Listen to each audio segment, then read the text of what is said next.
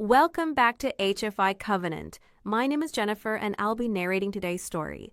I'm bringing you an original piece of human-written work of science fiction, so dim the lights, get comfortable, and prepare to step into a world beyond imagination. The burn started at 80,000 feet. Jayce felt it through the ablative plating, that particular shimmer of friction heat bleeding through the ceramic weave of his pauldrons. Around him, the rest of his battalion's drop elements had already burned up in the orbital defense grid.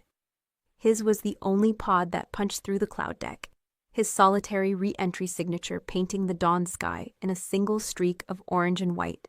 Below, the planet Vespera sprawled in its alien geometry, vast wetlands fractured by trench networks, the mud a deep arterial red, where the Kaldor had been digging. He pulled his arms in and let gravity do its work. At 3,000 feet the chute system kicked, bleeding velocity in a controlled howl of compressed gas rather than fabric. Too easy to spot fabric from the ground. The wetlands rushed up, and Jayce had exactly 4 seconds to identify the landing zone before his boots punched through a crust of stiffened mud and sank to his thighs. He stood there a moment, the mud gripping him like 2 enormous hands. Then he pulled himself free with a sound like a gunshot and started moving. The Kaldor had no artillery here yet. That was the intelligence anyway. Worth exactly what they'd paid for it. The first round came in 30 seconds after his boots touched ground. A thermal emitter burst that turned the mud 6 feet to his left into a geyser of superheated steam. Jayce dropped flat, which meant sinking 4 inches into the wetland floor, and returned fire without sighting. His slug thrower was loud enough that the muzzle blast alone would make the shooter flinch. The shooter was a Kaldor drone. It didn't flinch. It stepped forward through the steam, its gray dermis steaming in the cooler air, its biosynthetic eyes flat and yellow and processing. Jayce shot it 4 times. The 4th round found something vital in the nexus of cybernetic cabling at its throat, and the drone folded, emitting a sound like a synthesizer crashing. "Valkyrie Actual, this is Drop 1, he said into his comm, hauling himself upright. "I have contact on Grid 7. Pod is down, moving to the Vesperan line. Static. Total orbital jamming." He was completely cut off. He looked south. Across a 1/4 mile of blood-red mud, thin lines of Vesperan defensive emplacements stretched along a ridge of compressed earth. The sleek muzzles of their thermal arrays tracked the sky, but their angles were wrong. They were watching for an air assault, not a ground advance. Jayce had perhaps 90 seconds before the Kaldor push rolled over his position. He started running. The mud sucked at him with every step, but Earth's gravity had given him legs built to argue with physics. His cardiovascular system, tuned for a world that ran at 1.0 G, was essentially overbuilt for Vespera's lighter pull. He crossed the open ground at a pace that, he would later learn, the Vesperans, watching from their emplacements, had taken for some kind of powered exoskeleton assist. He was not wearing powered assistance. He was just running. He hit their forward berm and vaulted it. 12 Vesperan soldiers brought their weapons to bear on him simultaneously. He held up both hands, which were conspicuously full of a smoking slug thrower and a serrated entrenching tool he didn't remember drawing. "Allied," he said. "Earth orbital. Really happy to meet you all." The Vesperan closest to him, tall, pale as quartzite, with large black eyes that absorbed the early light, did not lower her weapon. She spoke a sharp-clipped phrase in Vesperan Standard that his earpiece translated with clinical precision. "State your authorization, or I will fire." "Authorization code Whiskey 7 Tango Actual," he said. "Which means my battalion commander told my company commander, who told my squad leader who told me to jump out of a perfectly good spacecraft and land in your mud. I think that qualifies." A pause. Her weapon stayed level. Behind her, along the trench line, soldiers in sleek environmental armor were already cycling back to their positions with an eerie, coordinated calm that reminded him of watching a precision instrument function. No panic, no shouting, just measured, calibrated response. "You are the human advance element," the tall Vesperan said. It was not quite a question. "Jayce Aldrin, Chalk Squad, 14th orbital drop." He lowered his hands slowly. "And there are roughly 400 Kaldor drones about 90 seconds from hitting your left flank." Her black eyes moved to the wetland, Then back to him. "I am Commander Kiora," she said. "You will come with me." The trench was dug to Vesperan proportions, which meant it fit Kiora with elegant room to spare and put Jayce's shoulders approximately level with the earthen walls. He moved at a crouch that was more suggestion than function, his armor scraping the packed mud with every turn. Kiora moved through her own fortification like water through a channel, effortless, precise, wasting nothing.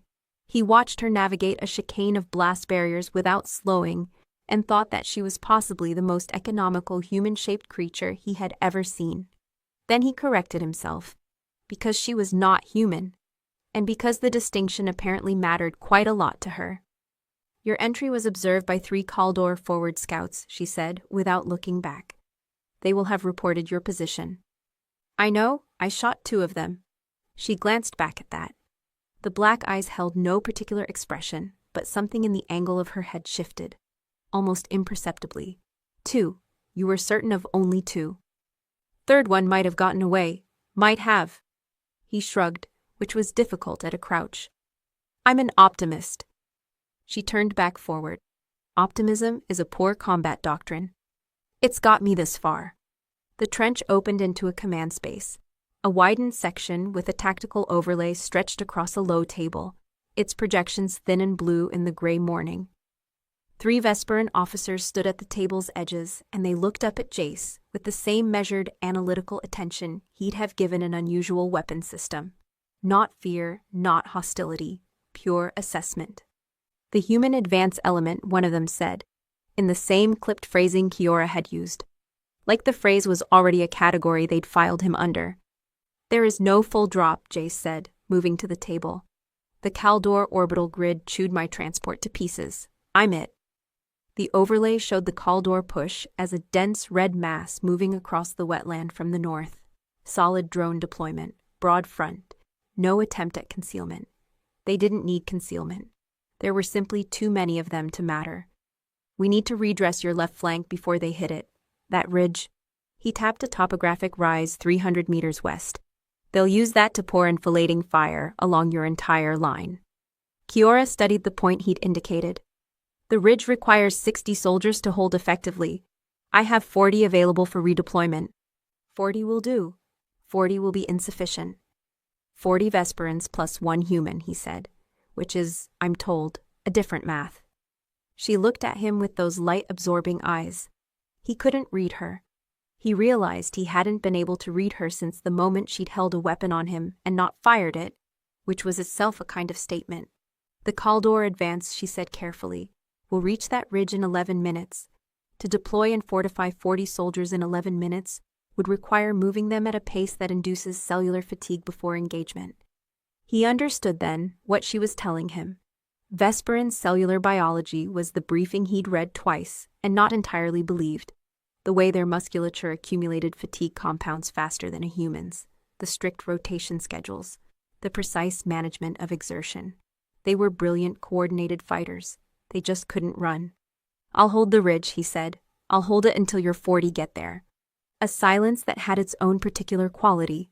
Not skepticism, but something more rigorous than skepticism. Like she was running numbers and the numbers weren't cooperating. "Alone," she said. "I'm fast," he said. "And I'm loud. Loud counts for a lot."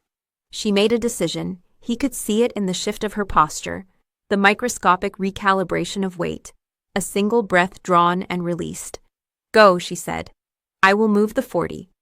He went. He went at the kind of pace that turns mud into a series of problems you solve one at a time, the kind his drill instructor had called controlled catastrophe. His thighs drove him clear of the sucking wetland floor with each stride, his cardiovascular system cycling oxygen at a rate the Vesperans would have found either miraculous or pathological. Behind him, he heard Kiora's precise, cadenced orders beginning. Ahead, the ridge was a dark line against the gray sky. He grinned.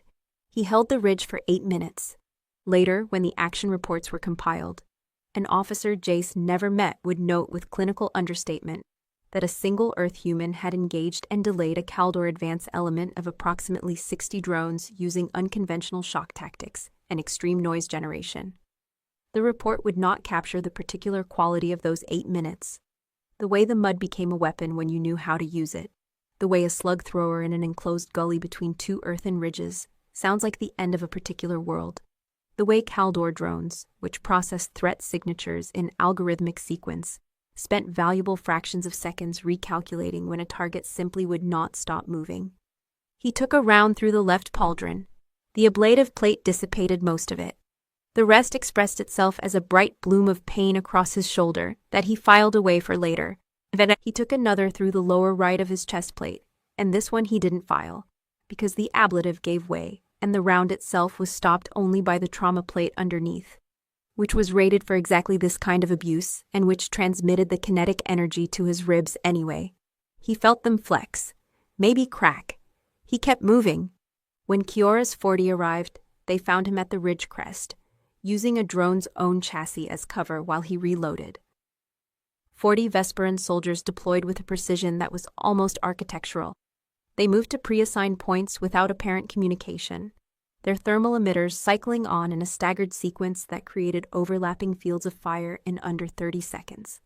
The Caldor advance halted, recalculated, and died in the halting. Jayce sat down behind the drone chassis and breathed. Kiora appeared beside him. He hadn't heard her coming. "You are injured," she said. "Probable cracked rib, maybe two." He probed his side through a gap in the plating. "Nothing structural." She was looking at him with an expression that he couldn't categorize, which bothered him slightly because he was usually decent at reading people. But her face was too still, the eyes too uniformly dark to catch the subtle tells he relied on. "You held 60 drones," she said. 53. 7 pulled back when I got loud enough. 53. A pause. "For 8 minutes. I was motivated." She crouched beside him, efficiently, without apparent discomfort, despite the armor she wore being about a third the weight of his. "The briefings we received described Earth humans as high-endurance combatants. We were told you could sustain physical effort for extended periods. We were not told." She paused, which was its own signal, he was beginning to think, that you would choose to do so alone against those odds. "Well," he said, "the odds were going to be the same odds whether I complained about them or not." She looked at him for a long moment. The battle had quieted to the east, where the main Caldor push was breaking itself against the Vesperan main line. In the strange interstitial silence between exchanges, he could hear the wetland moving, the mud settling, the distant mechanical keening of disabled drones. "Why?" she said, and then stopped, reconsidered, started again. "My understanding of tactical logic suggests that a single combatant holding a position of this value against those numbers represents an unacceptable personal risk for the tactical return." "Your understanding is correct." "Then why did you not wait for reinforcement to move at their sustainable pace and accept the ridge loss as a calculated outcome?" He looked at the ridge, at the 40 Vesperans now holding it, alive and coordinated and lethal. "Because accepting it would have meant about 60 of your people dying on that left flank," he said. "And I didn't want that." The silence that followed was different from the others. Kiora sat very still in the way she had, which he was starting to understand was not detachment but its opposite. The stillness of someone processing something that didn't fit their existing framework. "You risked your life," she said slowly, "to preserve the probability of survival for soldiers you had known for 11 minutes. "I'd known you for 11 minutes, he said. "I'd known them for about 30 seconds. Does the duration matter?" She had no answer for that. He thought, watching her think, that the question had genuinely surprised her. That surprise, on that still pale face with its light-absorbing eyes, looked nothing like surprise on a human face. But it was unmistakable. "Rest," she said finally, which was probably not the answer she'd meant to give. "The main wave will reach us in 40 minutes. By midday, the Vesperan trench system had absorbed 3 separate Caldor advances and given back nothing. Jayce had participated in all 3. He was aware, in a distant professional way, that the Vesperans were watching him. Not with hostility, they had moved past hostility somewhere in the second wave, when he'd pulled a wounded soldier from an exposed firing step, while the drones were still active, taking 2 more impacts to his backplate in the process. The soldier had been young, pale, with the delicate facial structure that all Vesperans seemed to share, and had made a sound when Jayce hauled her down into the trench that might have been pain or might have been shock at being moved in that particular forceful way by something large. "Sorry," he'd said. "Sorry, I've got you, you're okay." Which was the thing he always said, and which was not always true, but was true enough for the moment. He'd gotten her to the medical station and gone back to the firing step. Word had moved through the trench the way word always moved through a tight defensive position, faster than it had any right to, finding the gaps between organized communication. The Vesperans were discreet about it, nothing so human as pointing or open discussion. But he caught the shifts in how they looked at him, the slight angle adjustments, the attention that tried to look like something else.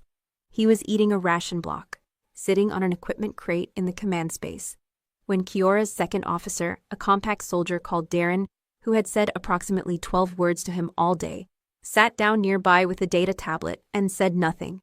Jayce offered half the ration block. Darren looked at it for a moment and then, with elaborate unconcern, accepted it and ate. The third wave was larger than projected, Darren said, by a factor of approximately 30%. "Yeah, I noticed. Our casualty calculations were built on the initial projection. And now they're off." "Yes," Darren's black eyes moved to the tablet, then back to Jayce. "Your participation introduced variables that..." A pause. The same kind of controlled hesitation Kiora used when she reached the edge of available language for a thing. "Our models did not adequately weight." "Happy to help," Jayce said. "It is not a compliment," Darren said. And there was something in the flat precision of it that Jayce thought might actually be the Vesperan version of dry humor. He wasn't sure. He decided to treat it as such, which meant he grinned, which made Darren look at him with the particular focused attention of someone studying an animal behavior they hadn't seen before. "Does your face do that when you are in pain?" Darren asked. Jayce touched his side, where the cracked rib had settled into a steady, persuasive ache. "Sometimes." "Why?" "You were grinning during the second advance," Darren said. "You had sustained 2 impacts. I was uncertain whether the expression indicated amusement or a pain response. Bit of both, honestly." Darren processed this. "On Vespera," they said carefully, "the expression of humor during personal injury would indicate severe psychological distress. On Earth," Jayce said, "it mostly just means you've decided the injury isn't going to kill you and you might as well find the situation funny." Darren looked at him, then at the half-eaten ration block, then back. "That is very strange," they said, with the careful neutrality of a scientist recording an unexpected result. "Probably," Jayce agreed. Kiora appeared at the entrance to the command space, her armor patterned with dried mud from the morning action. She stopped when she saw the two of them sitting together, a brief, contained stillness, and then moved to the tactical table. "Chalk Squad has landed," she said. 3 elements. They are moving through Sector 4 to our position." Jayce stood, ribs protesting. "How long?" 20 minutes. The terrain is..." She paused. "Difficult," Darren offered. "For them," Kiora said. The distinction was audible. He thought of the mud, the grip of it, the way it had barely slowed him while her 40 soldiers had moved through it with careful, conserved effort. He thought of what it must look like from the other side, watching something that treated the landscape as an inconvenience rather than an obstacle. "They'll manage," he said. "Earth people and bad terrain have a long history." "So we are beginning to understand," said Kiora. Chalk Squad arrived in the way that Chalk Squad always arrived, which was noisily and at speed and with the particular swagger of people who had survived re-entry and were extremely aware of the fact. Henriksen came first, vaulting the berm with the casual athleticism of someone who had done the calculation on whether the berm could stop her and found the answer satisfying. Behind her, Okafor and Duval and the rest of the squad, 7 of them now, Cal having gone in hard on the landing, which was the thing nobody was quite saying yet, piled into the command space and immediately made it feel much smaller. Kiora and her officers watched this entrance with the focused attention of scientists at a behavioral study. "Skip," said Henriksen, and clapped him on the shoulder, the one with the cracked plate, without apparently noticing and correctly identifying that he wouldn't want her to notice. "Nice work on the ridge. 3 comms picked up your slug thrower from 2 kilometers. "I was establishing a presence," Jayce said. "You were being a noise hazard," she said, which was the same thing. He introduced them, which was an exercise in two cultures being politely fascinated by each other. Chalk Squad was used to alien species in the way that people who dropped into active war zones got used to them, quickly, pragmatically, with the particular warmth of people who had just decided that you were on their side, and that was the only relevant fact. They shook hands or offered the Vesperan equivalent when instructed, and asked direct questions about firepower and trench depth and ammo logistics, in a way that was either charming or alarming depending on your reference frame. Kiora answered each question with the same measured precision she brought to everything, but Jayce watched her watching the way they moved around each other, Henriksen handing a ration block to Duval without being asked, Okafor checking the plasma coupler on someone else's rig, the constant low-grade physical ease of a unit that had bonded into something more than a tactical grouping. Your soldiers, she said to Jayce, quietly, during a gap in the introductions. They function as a social unit. They function as a family, he said. Squad-sized family. Very loud. Occasional interpersonal conflict. Fiercely protective. This affects your tactical coherence. Sometimes, he considered it. Also sometimes, it's the only thing that keeps the tactical coherence from completely falling apart. She absorbed this. Her eyes moved to Henriksen, who was now engaged in a patient and highly physical demonstration of a particular close-quarters technique involving the entrenching tool that had Darren leaning forward with undisguised scientific interest. The social bonding, Kiora said. When you pulled Soldier Vane from the firing step, during the second advance. Yes. Vane was a statistical loss at that point. The tactical calculation. I know what the tactical calculation said. Recommended leaving the position, she said, with the controlled steadiness of someone working through a thing that doesn't compute. And yet, he agreed. She turned to look at him directly, in the full attention way she had, the light-absorbing eyes settling on him like a question.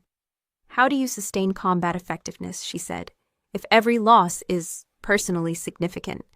He thought about that for a moment, about Cal, who was somewhere in the wetland behind them, and about whom nobody had said anything yet, about the particular mathematics of people you cared about in situations designed to take them away. You don't sustain it, he said. You just carry the weight of it, and you keep moving. She said nothing, but the stillness she held had a different quality than the command stillness, the analytical stillness. He couldn't name what it was. He was beginning to think he'd need a much longer acquaintance before he could read her, and he was beginning to think he was interested in that acquaintance. The fourth wave will come at dusk, she said. I need my officers. Of course, he said. She moved away. He watched her go, and Henriksen materialized at his elbow with the preternatural timing of someone who had been waiting for exactly this gap. The commander, Henriksen said, with no further context. Yes, Jayce said. Noted, said Henriksen, in the tone of someone filing information for future reference. The fourth wave hit at 1800 local, and it hit hard. The Caldor had been adapting. This was the thing the initial briefings had mentioned, and which Jayce had given the appropriate weight to, and which still managed to be alarming in practice. The drones were biosynthetic, yes, mindless, yes, but the system driving them was not. Something was watching, somewhere, collating information about the defensive line's response patterns and making adjustments.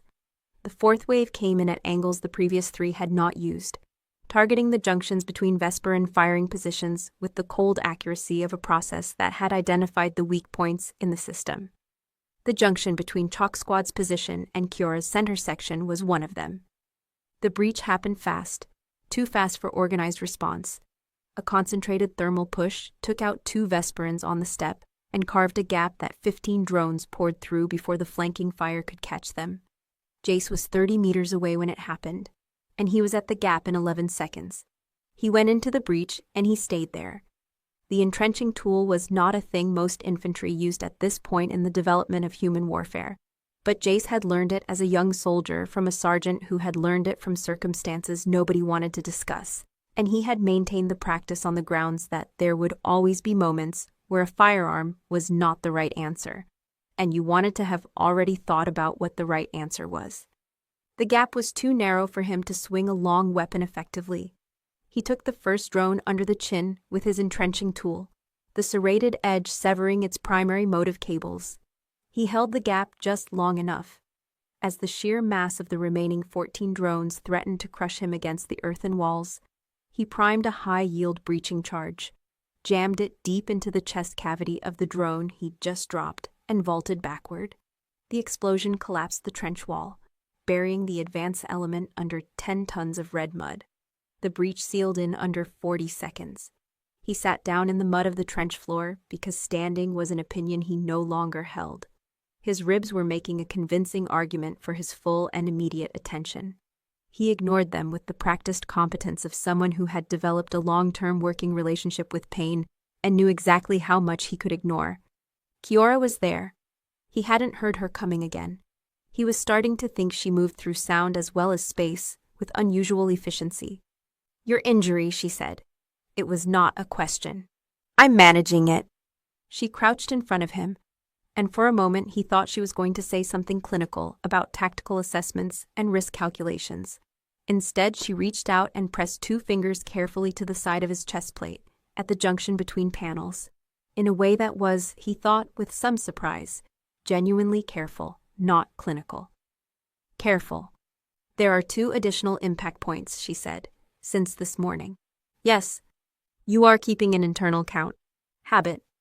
She withdrew her hand.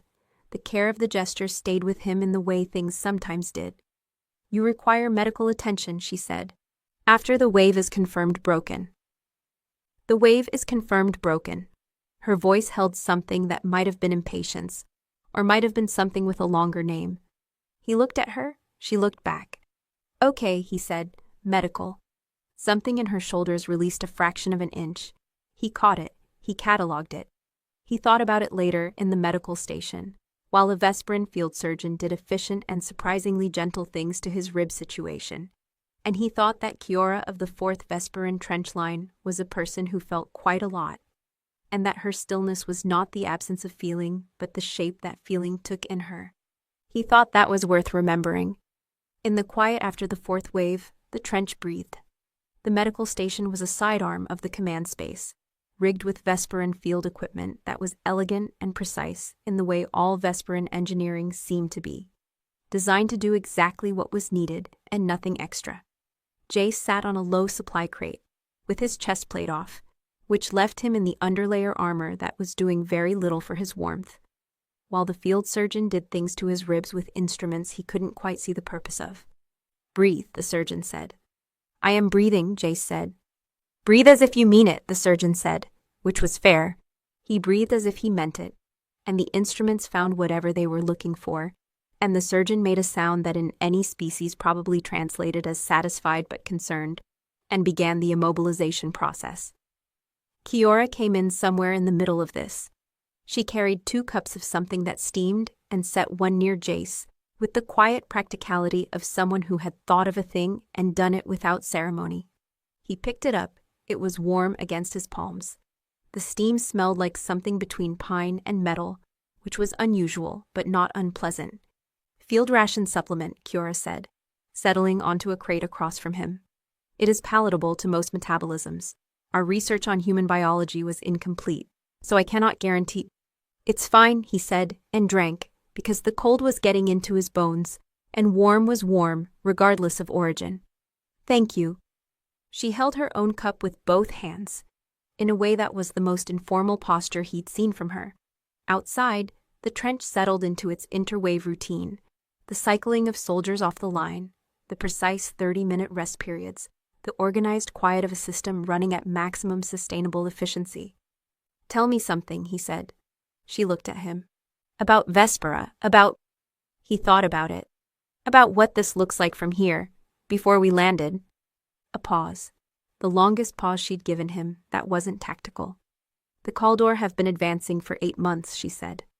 "We calculate that the current rate of attrition will result in a breach of the capital approach within 60 days. The words were steady, precise. What lived underneath them was something he could only see because he'd been watching her face for most of a day and learning to read the very small things it did. We had begun the calculation of acceptable losses, the civilians that could be evacuated, the positions that could be ceded in exchange for time. And then we showed up," he said.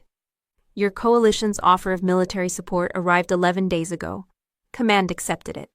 I was told to expect an advanced element of... A pause. Unusual capacity. Unusual, he repeated. The briefings described Earth humans as biologically formidable in ways that create significant tactical advantages in sustained ground combat. The light-absorbing eyes moved to the middle distance, precise and private. The briefings did not describe... She stopped. I am struggling to find the correct word in your language.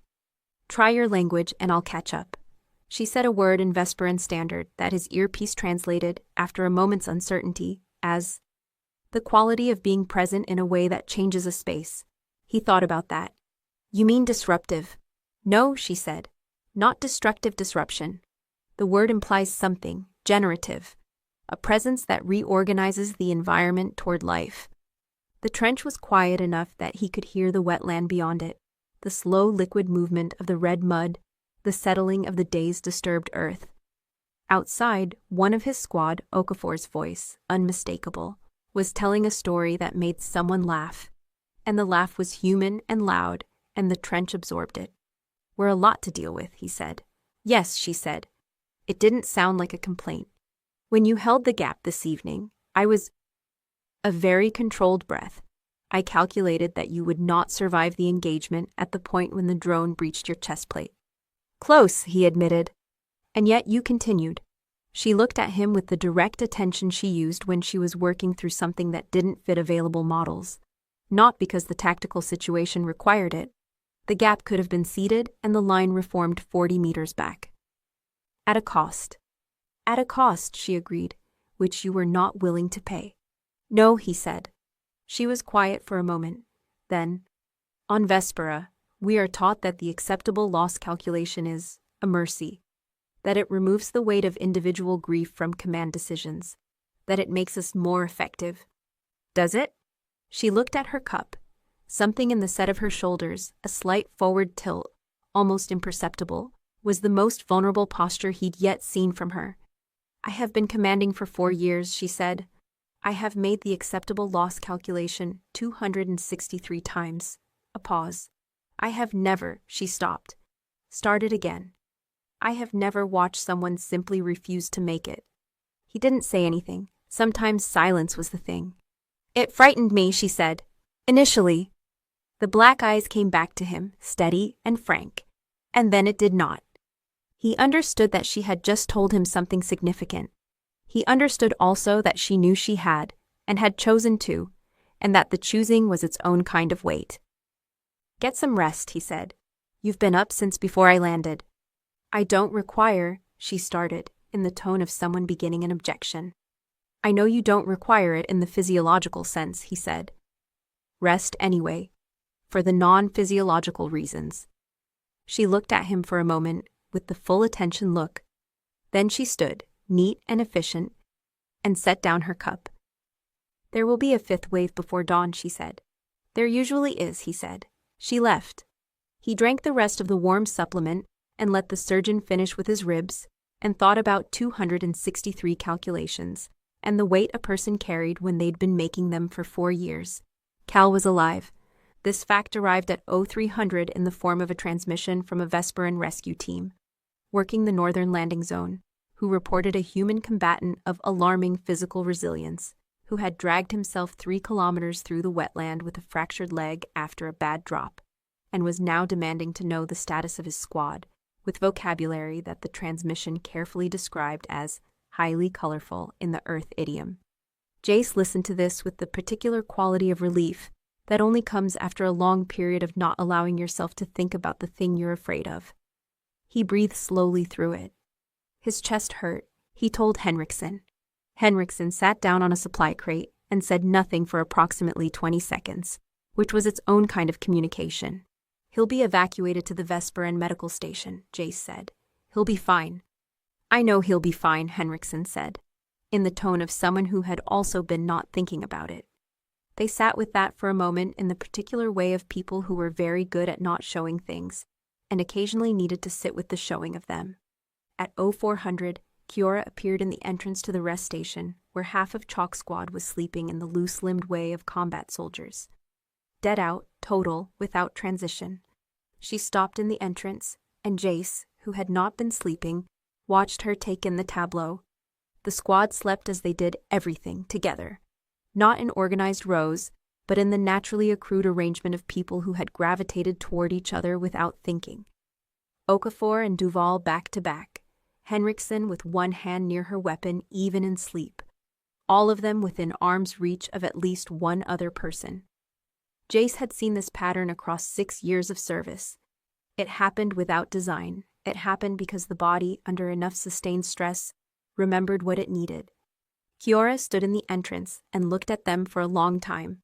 "Is something wrong?" Jayce asked, quietly enough not to wake anyone. She came in and sat on a crate near him, which was now something she did. He found he had already made room for it. "The 5th wave will not come before dawn," she said.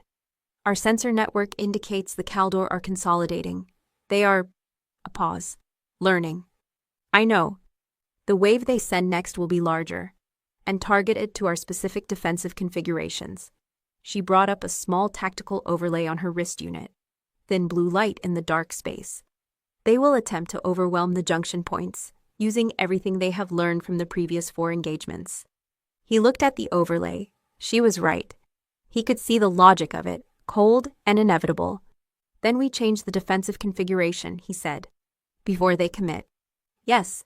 She moved a finger through the overlay, reshaping the line, which means pulling back the center to, she indicated a point, and establishing the primary resistance here, where the terrain advantage partially compensates for the force disparity.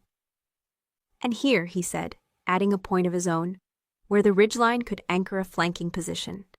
She looked at the change. "Yes," she said. "Yes, that's better." They worked through it together, her precision and his improvisation finding the edges where they fit. The overlay changing shape under their hands. It was the kind of work that happens in the quiet before a thing, when the thing is not yet real and the only currency is thought. He noticed at some point that they had moved closer together over the course of it. Not dramatically, but the distance had changed. She seemed to notice the same thing because she looked up, and they were much closer than they'd been. And she held the position rather than recalibrating. "Your squad," she said. "They sleep like—" She searched for the word. "Like they trust each other," he said. "Like they trust the space," she said. "Like the space is safe because of each other." He looked at them, Okafor and Duval and Henriksen and the rest, and thought that she had described it exactly right, better than he would have, because she was seeing it from outside. 263 calculations, he said. She looked at him. "You've been carrying that," he said, "for 4 years, every one of those." A silence. The dark of the rest station was very quiet. "It is what command requires," she said. It was the thing she always said. But she said it differently this time, like a door that was already open. "There might be other things command requires," he said, "depending on the commander." The blue light of the overlay made her face very pale and her eyes very dark. She said nothing, but she stayed where she was, in the close distance they'd arrived at. And that was its own kind of answer. "When this is done," he said, "the wave, when Cal is here and the line holds, will you show me Vespera? Not the trench system." She considered this. The considering was visible, the careful movement of thought across her still face. "The wetlands are complex," she said, "not what an Earth human would find aesthetically." "I'm interested in complex," he said. Another silence. Then, "Yes," she said, "I will show you." Outside, the pre-dawn gray was just beginning to distinguish itself from the darkness. Somewhere in the trench, a soldier was cycling on shift, the quiet, efficient footfalls of the Vesperan rotation, mathematically precise. Jayce looked at the overlay. She looked at the overlay. They kept working. It came at 0700, and it came exactly as the overnight analysis had projected. Large, targeted, and taut. The Kaldor hit the reformed line at 3 simultaneous points, using the junction pressure strategy they'd been building toward. But the line they hit was not the line they'd been learning from. It had been entirely reconfigured in the 6 hours since the 4th wave. The anchor points moved, the overlapping fire zones restructured, the junction vulnerabilities deliberately masked by repositioning, and then they hit the positions where the vulnerable junctions had been. They found Jayce. The coordination requirement for what came next was the kind that usually fell apart under pressure. Kiora's 40 holding the center, creating a brilliant, mathematically flawless wall of thermal fire. Jayce holding the newly established anchor point on the ridge, drawing the Caldor's heavy pressure toward him with deafening kinetic roars, while Vesperan flanking elements cycled into firing position with terrible, elegant patience. Jayce held the right berm alone. Kiora commanded the center. In between them, 1 human and 40 Vesperans executed a battle plan that had been built in the dark by 2 people from different worlds, arguing quietly over a tactical overlay. It held. It held because Jayce absorbed punishment at a rate the Caldor had not adequately weighted, serving as a brutal, immovable anvil to Kiora's precise thermal hammer.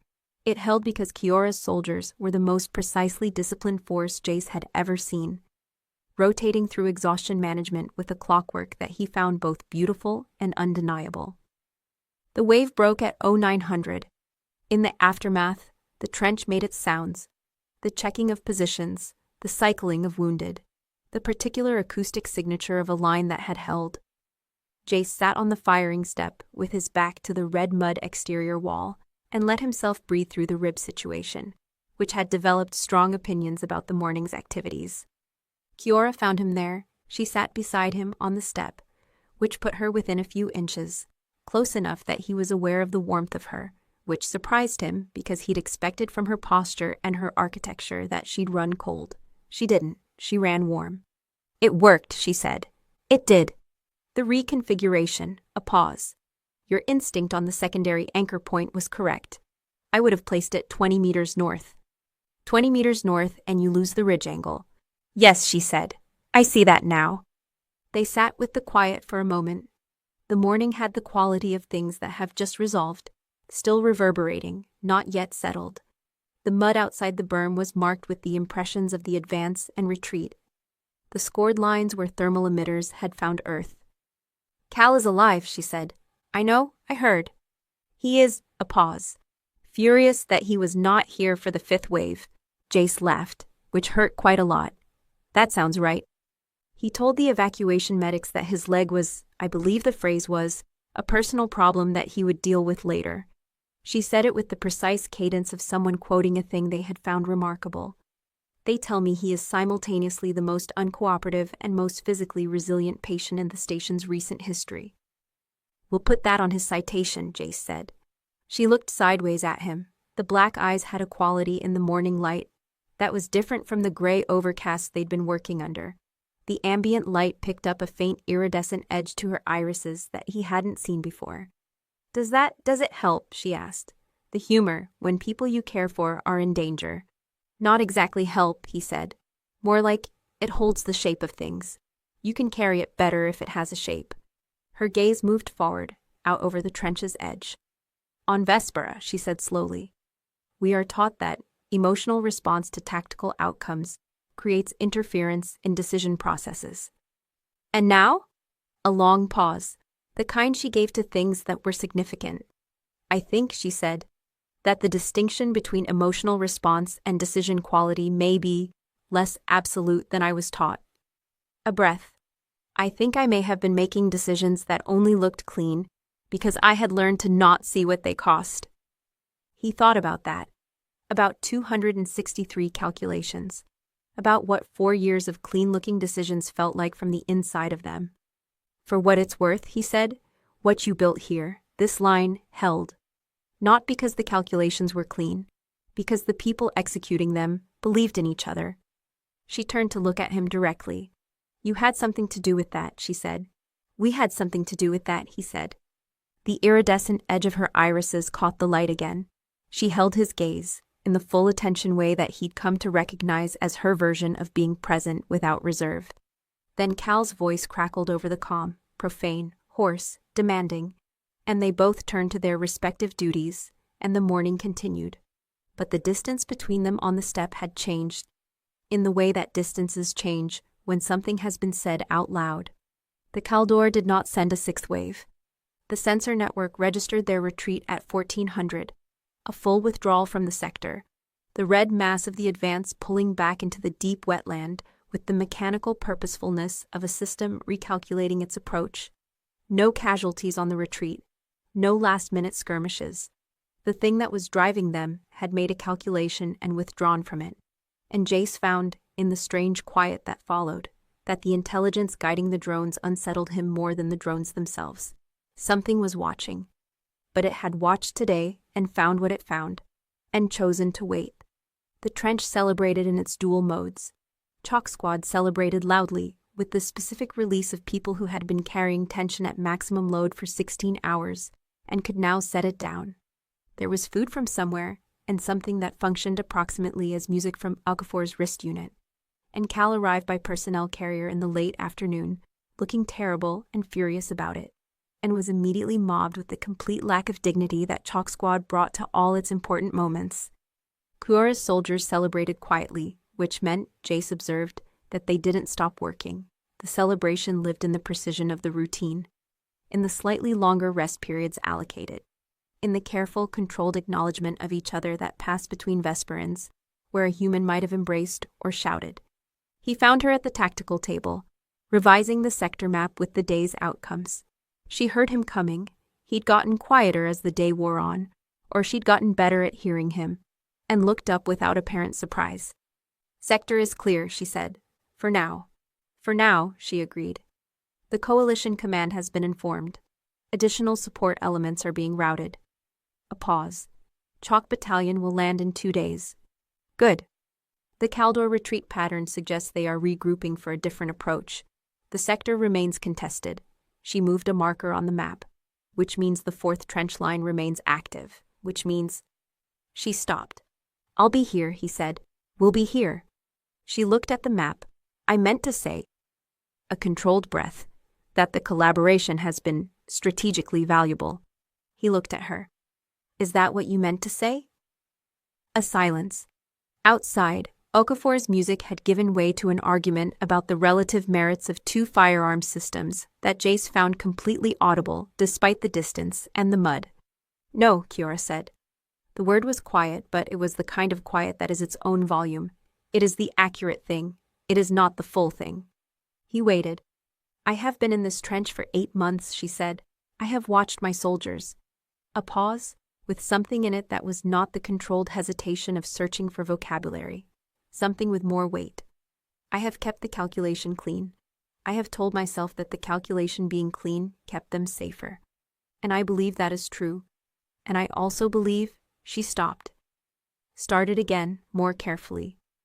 "I also believe that I lost something in the keeping. Some..." The Vesperan word appeared in the gap, but she translated it herself this time. Some knowledge of what the losses meant, what they cost, what they were for. The trench was quiet enough that he could hear the wetland beyond it, the slow liquid movement of the red mud, the settling of the day's disturbed earth. "Today," she said, "watching your squad, watching you." Her eyes came to him, fully, the iridescent edge visible in the afternoon light. "I remembered it." He didn't ask her to explain. He understood that she'd told him what she meant to tell him, in the shape she could tell it, and that pressing for more than that would be the wrong kind of asking. "The wetlands," he said instead. She blinked, a small, precise movement. "When you said you'd show me," he said, "not the trench system." "I remember," she said. "Are the wetlands better in morning light or afternoon?" She thought about it, actually thought about it, the way she thought about tactical problems, with her full attention and the careful precision of someone for whom an imprecise answer was its own kind of failure. "Morning," she said. "The red of the mud is... the light angles are different. The atmospheric refraction at dawn creates a particular quality." A pause. "I'm not certain how to describe it in your language." "You'll show me," he said. "I'll show you," she agreed. Outside, Cal had won his argument about firearms and was now loudly explaining why. And the Vesperan soldiers at the firing step were watching this with the focused interest of people encountering a phenomenon outside their models. And somewhere in the distance, the wetland moved in its slow, inscrutable way, indifferent to the war being fought across it. The sector was quiet. The trench breathed. Jayce looked at Kiora and she looked back, in the full way, and the careful distance that had been closing since the moment he'd cleared her berm was something different now, not closed, but changed. The kind of change that is its own beginning. The Kaldor would come back. The calculation would continue. The weight of it, the weight of command, the weight of what was lost and what was kept, would be there tomorrow as it had been today. But she had remembered what it meant.